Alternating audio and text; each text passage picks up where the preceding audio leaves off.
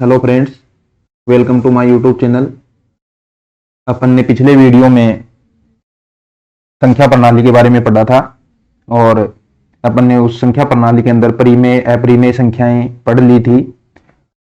और अपन ने बार वाली जो भी संख्याएं होती हैं जिनके ऊपर क्या लगा रहता है, बार लगा रहता है, उनके जोड़ बाकी गुणा भाग अपन ने देख लिए थे, सीख लिए थे। आज अपन जो पढ़ेंगे इस वीडियो में उसके आगे का जो टॉपिक है वो पढ़ रहे हैं।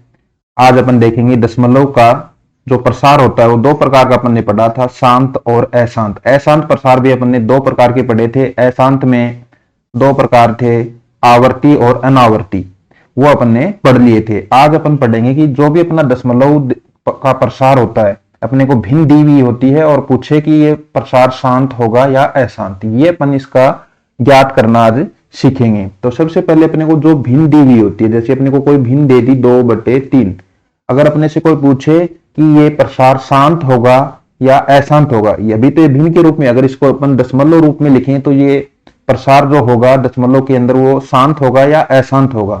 शांत का मतलब है प्रसार रुक जाता है, जैसे कुछ डिजिट के बाद, दशमलव के बाद कुछ ही डिजिट आते हैं उसके बाद अपना प्रसार रुक जाता है।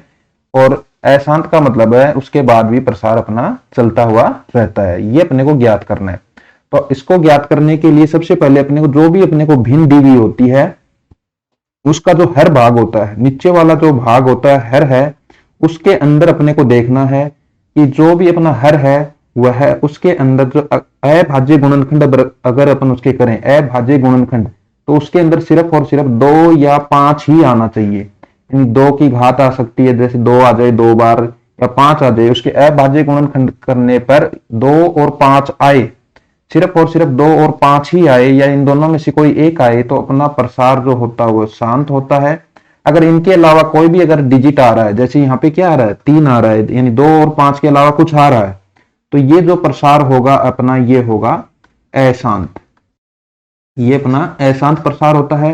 अगर किसी भी प्रसार के अंदर नीचे 2 या 5 आ रहा है तो अपना प्रसार क्या होगा, शांत प्रसार होगा। जैसे 10 बट्टे अपन लिखे 50, नीचे क्या आ रहा है 2 और 5 की ही घात आ रही है, जैसे 1/5 आ गया, तो ये अपना प्रसार क्या होगा, शांत प्रसार होगा, 0.2 आ गया। लेकिन अगर 1/3 करेंगे ना, अब नीचे क्या आ गया, कुछ 2 और 5 के अलावा कुछ अलग आया है। अब अलग आया है तो इसका प्रसार रुकने वाला नहीं है, इसके अंदर भाग देंगे तो 0.333 ऐसे चलता रहेगा, यानी आवर्ती के रूप में चल रहा है।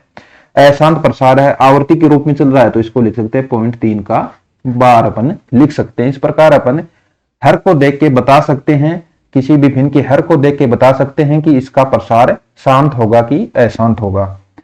अब अपने पास कुछ महत्वपूर्ण कथन हैं, जो बिंदु हैं, उनके सीधे की सीधे एग्जाम में पूछ लिए जाते हैं कि इनमें से कौन सा सत्य है या कौन सा असत्य कथन है। तो देखते हैं इनको।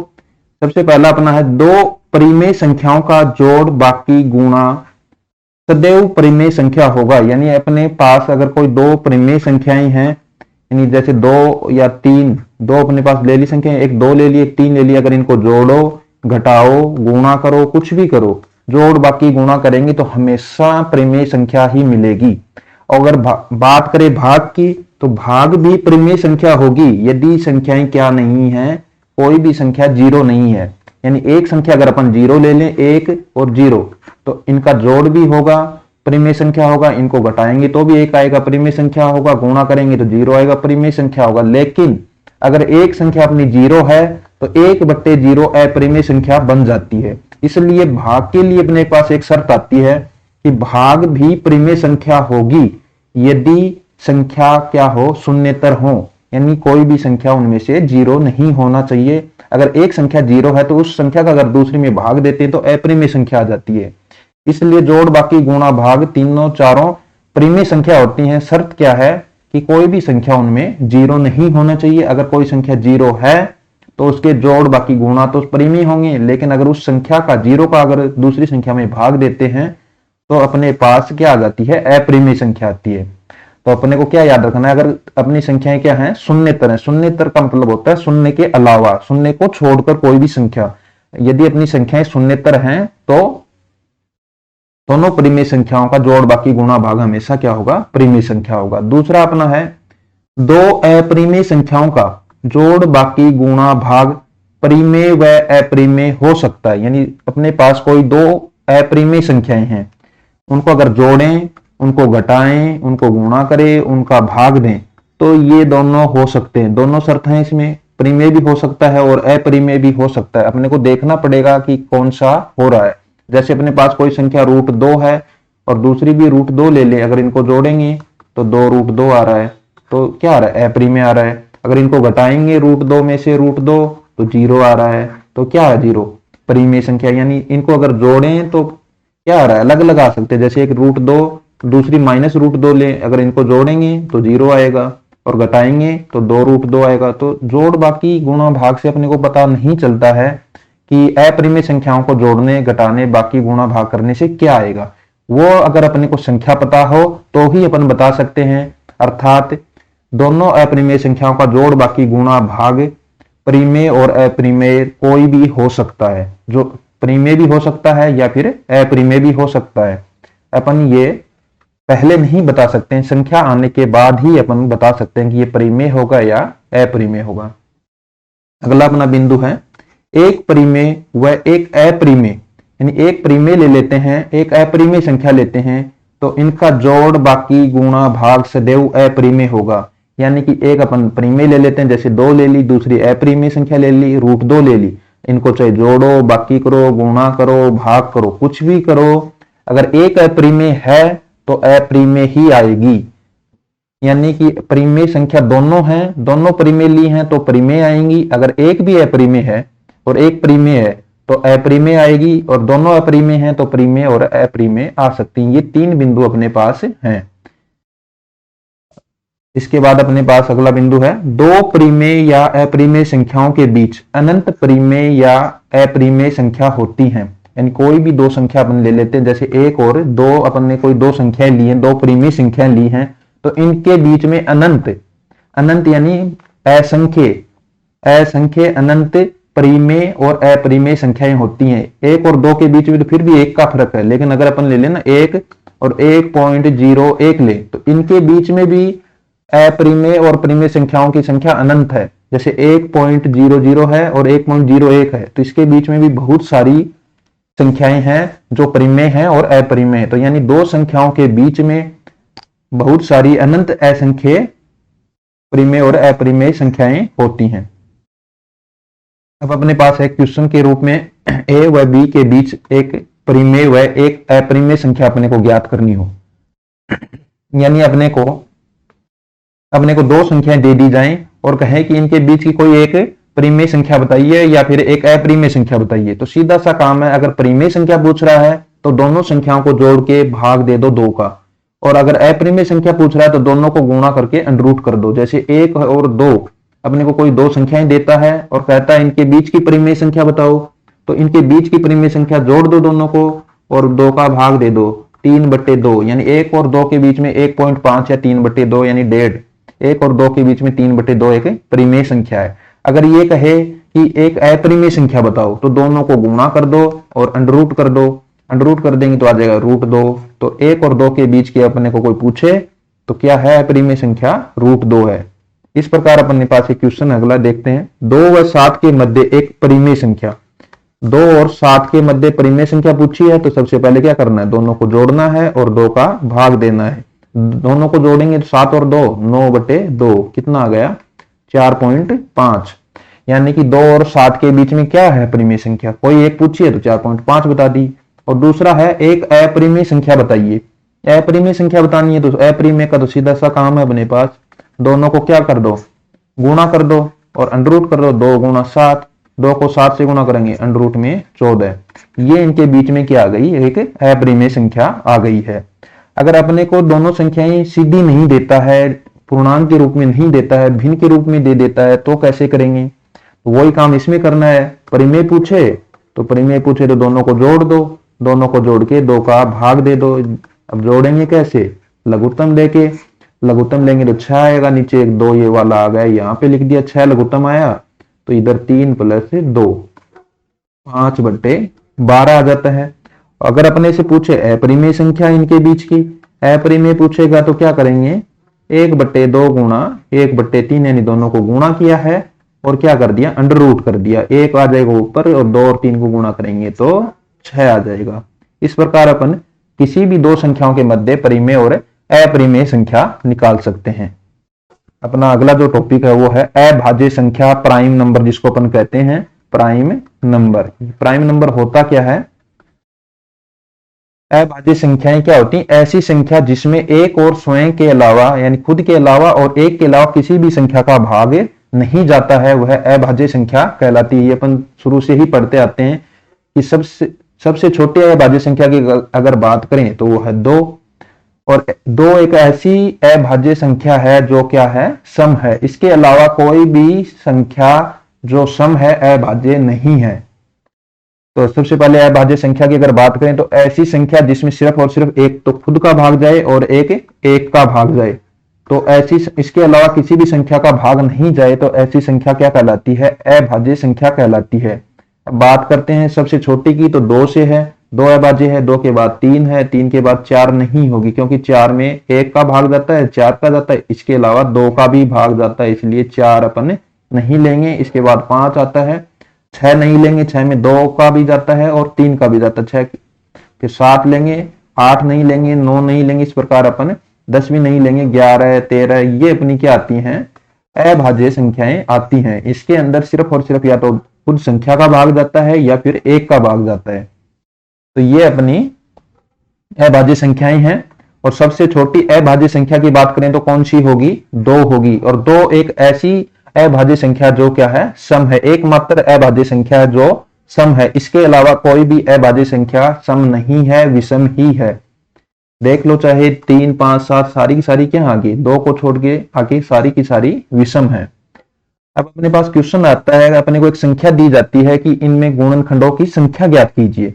अब गुणनखंडों की अगर संख्या अपने को ज्ञात करनी है तो सबसे पहले उसके अपने को अभाज्य गुणनखंड ज्ञात करने। जैसे अपने को क्वेश्चन दे दिया कि 120 में अभाज्य गुणनखंड कौन कौन से होंगे, एक तो ये पूछ सकता है। दूसरा, कुल अभाज्य गुणनखंड की संख्या पूछ सकता है।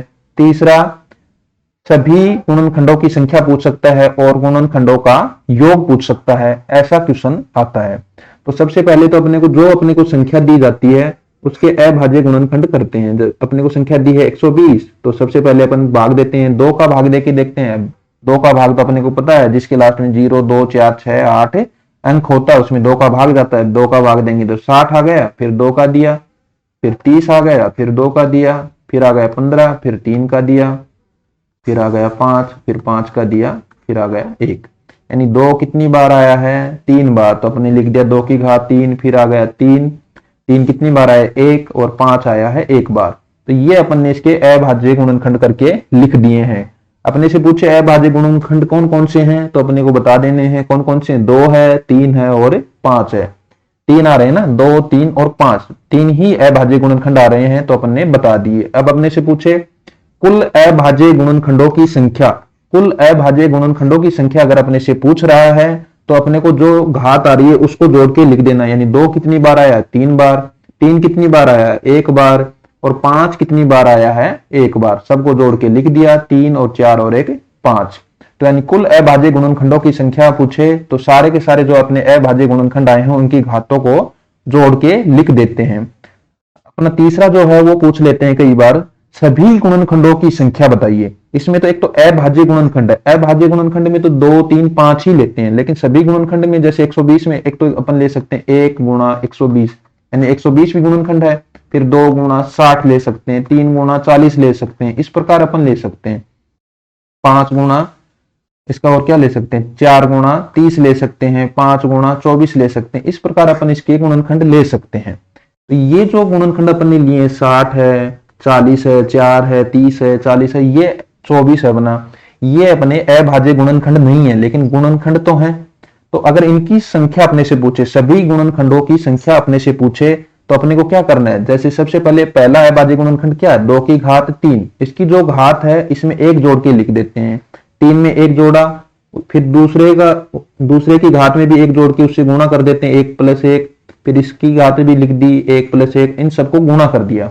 यानी इनकी घातों को एक एक बढ़ा के अपन ने क्या कर दिया? गुणा कर दिया है। यानी 3 की जगह क्या लिख दिया? 4, 1 की जगह क्या कर दिया? 2, फिर 5 की घात 1 है, 1 की जगह कर दिया 2, इनको आपस में गुणा कर दिया तो अपना आ जाता है 16। तो यानी सभी गुणनखंडों की अगर अपने से संख्या पूछे तो वो आती है 16। इस प्रकार अपन इसके सभी गुणनखंडों की संख्या निकाल सकते हैं। चौथा अपने से पूछा जाता है कि सभी गुणनखंडों का योग बताइए। यानी कि जो यहाँ पे गुणनखंड बन रहे हैं ना, 1 बन रहा है, 2 3 4 5 6 के बाद 20 बन जाएगा, 6 बन गया, 20 आ गया, इस प्रकार आ रहे हैं। फिर 10 के बाद 12 आ जाता है और 12 ये तो आ गया ना। फिर ये सारे गुणनखंड कितने हैं, 1 2 3 4 5 6 7 8 9 10। इस प्रकार अपने जो भी गुणनखंड बनते हैं इन सबको अपन को जोड़ के लिखना है कि कितने गुणनखंड बन रहे हैं। अगर इनको जोड़ना पड़े ना तो अपने को क्या करना है, जैसे सबसे पहले अपने एक अभाज्य गुणनखंड बना के रखे हैं। तो सबसे पहला अभाज्य गुणनखंड क्या है अपना, 2 की घात 3। तो 2 की घात 3 है, तो अपने को स्टार्ट कहां से करना है, सबसे पहले लिखेंगे 2 की घात 0 प्लस 2 की घात 1 प्लस 2 की घात 2 प्लस 2 की घात 3। जहां तक अपनी घात है वहां तक जाना है और चलना कहां से है, 2 की घात 0 से। अब 2 की घात 0 से चले थे और कहां तक चले गए, 2 की घात 3 है तो 3 तक चले गए। फिर गुणा करना है किससे, 3 की घात 1 तक है दूसरा, तो 3 की घात 0 से चालू करेंगे और 3 की घात 1 तक जाएंगे। फिर गुणा करेंगे, 5 की घात 1 है तो 5 की घात 0 से स्टार्ट करेंगे, गुणा प्लस 5 की घात 1। इन सबको जोड़ देते हैं। दो किसी भी संख्या की अगर अपन घात 0 करते हैं तो उसका मतलब है वो 1 है। किसी भी संख्या, जैसे 2 की घात 0 करेंगे तो भी 1 आएगा, 1 की घात 0 करेंगे तो भी 1 आएगा, 3 की घात 0, यानी किसी भी संख्या की घात 0 कितना होता है, 1 होता है। अब 2 की घात 0 1 हो गया, 2 की घात 2 1 2 हो गया, फिर 2 की घात 2 करेंगे 4, 3 करेंगे तो 8। गुणा करना है, 3 की घात 0 1 प्लस 3 की घात 1 3 गुणा 5 की घात 0 1 प्लस 5 की घात 1 5, ये आ गया। अब इन सबको जोड़ देते हैं, 8 4 12 2 14 1 15, 15 गुणा ये आ गया 4 गुणा 6, 15 चौक 60, 60 को 6 से गुणा कर दिया, अपना आ गया 360। यानी सभी के सभी गुणनखंडों की संख्या कितनी आएगी, 300। सभी के सभी गुणनखंडों का योग कितना आएगा, 360। इस प्रकार अपन एक और संख्या लेते हैं, जैसे 84 है। 84 के भी अपने को अगर यही चारों चीजें ज्ञात करनी है तो कैसे करेंगे, देखते हैं अभी। जैसे एक लाइन खींचते हैं, इसके अभाज्य गुणनखंड करते हैं। तो सबसे पहले इसमें किसका भाग जा रहा है, 2 का जा रहा है, कितनी बार जाएगा, 42 बार। फिर 2 का जाएगा क्योंकि लास्ट अंक क्या है, 2 है, तो फिर आ जाता है 21। फिर 3 का, 2 का तब जाएगा नहीं तो किसका जाएगा, 3 का, 7 बार गया और ये आ गया अपना 1। तो यहां से अपन देख के लिख सकते हैं 2 कितनी बार आया है, 2 बार आया है, यानी 2 की घात 2 गुणा करेंगे 3 की घात 1 गुणा 7 की घात 1। सबसे पहले तो अपने से पूछे कि अभाज्य गुणनखंड कौन कौन से हैं, तो 2 है, 3 है और 7 है, 2 3 और 7। इस प्रकार अपन इसको बता देंगे कि अभाज्य गुणनखंड कौन कौन से हैं, 2 3 और 7। अगला क्वेश्चन अपना पूछता है कि कुल अभाज्य गुणनखंड कितने हैं। तो सबसे पहले अपने को पूछा कुल अभाज्य गुणनखंड, तो जो अपने अभाज्य गुणनखंड की जो घात आई है उन घात को जोड़ के लिख देते हैं। जैसे 2 की घात कितनी आई है, 2 प्लस 3 की घात कितनी है, 1 प्लस 7 की घात कितनी आई है, 1, यानी 2 3 1 2 और 1 3 3 और 1 4। तो कुल अभाज्य गुणनखंडों की संख्या कितनी आई है, 4 है। तीसरा अपना है सभी गुणनखंडों की संख्या बताइए। सभी गुणनखंडों की संख्या अगर अपने को निकालनी है तो क्या करेंगे, सभी गुणनखंडों की संख्या निकालने के लिए जो घात है दे रखी है अपने को उसमें 1 बढ़ाते हैं। जैसे पहले की घात कितनी है, 2 की घात 2 है तो 2 में 1 जोड़ दिया। गुणा करेंगे, 3 की घात कितनी दे रखी है, 1, 1 में भी 1 जोड़ दिया।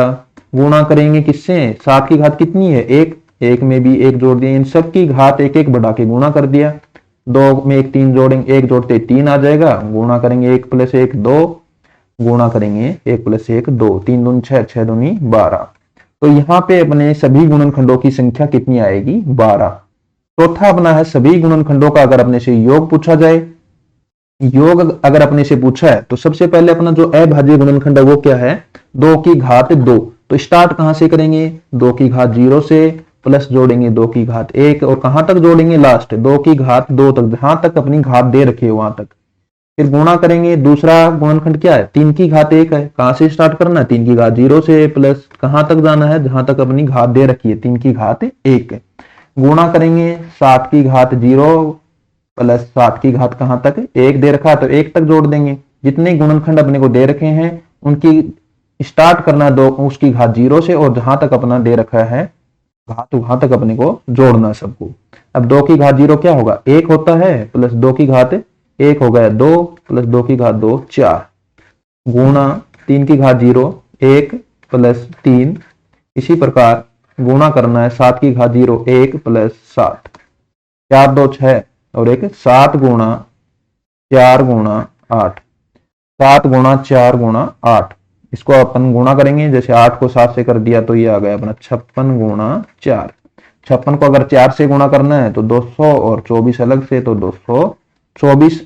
इस प्रकार अपन सभी गुणनखंडों का योग ज्ञात कर लेते हैं। इसका अगर अपन सामान्य सूत्र की बात करें, यदि कोई संख्या है उसके गुणनखंडों की संख्या अगर देखें, मान लो आ रही है a की घात x आ रही है, b की घात y आ रही है, c की घात z आ रही है, इस प्रकार कोई अपना अभाज्य गुणनखंड आ रहे हैं और a b c क्या है अभाज्य संख्याएं हैं, x y z क्या है उनकी घात है, जैसे जाता है 2 की घात 3, 3 की घात 2, 4 5 की घात 7, ऐसे कुछ आए।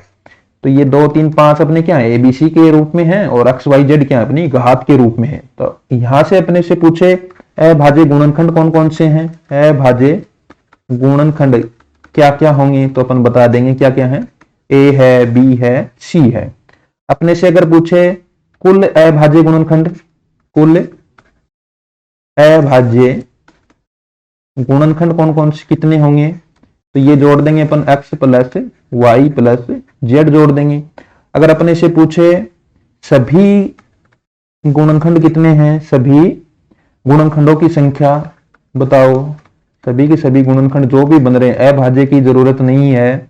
अगर ऐसा दे सभी गुणनखंडों की संख्या कितनी है तो क्या करेंगे, जो भी अपने को घात दे रखी है उसमें एक एक जोड़ेंगे और आपस में गुणा कर देंगे। x है तो x प्लस 1, y है तो y प्लस 1, जेड है तो जेड प्लस 1, इन सबको आपस में क्या कर देंगे गुणा कर देंगे। जो भी अपना आंसर आएगा वो अपना क्या होगा सभी गुणनखंडों की संख्या होगी। और सभी गुणनखंडों का अगर योग पूछे, सभी गुणनखंडों का योग, सभी गुणनखंडों का योग अगर पूछ रहा है तो जो अपने को दे रखा वहां कहां से स्टार्ट करना है, 0 से। a की घात 0 प्लस a की घात 1 कहां तक लिखेंगे, जहां तक अपना a की घात x आ जाए, जैसे x का मान 2 हो तो 2 तक लिखेंगे, 3 है तो 3 तक लिखेंगे। इसको गुणा करेंगे किससे, b की घात 0 प्लस b की घात 1, जहां तक अपने को दे रखा है b की घात y, इसको गुणा करेंगे किससे, c की घात 0 प्लस c की घात 1 प्लस कहां तक c की घात, जहां तक अपनी z आ जाए वहां तक इनको गुणा करेंगे और अपन इस प्रकार सभी गुणनखंडों का योग ज्ञात कर लेंगे। इस प्रकार अपन अभाज्य संख्या और इन गुणनखंड वाले क्वेश्चनों को सोल्व करेंगे। आगे का टॉपिक अपन अगले वीडियो में पढ़ेंगे। चैनल को सब्सक्राइब कीजिए, कमेंट में बताइए आपको वीडियो कैसा लगा है। Thank you for watching my video, thank you.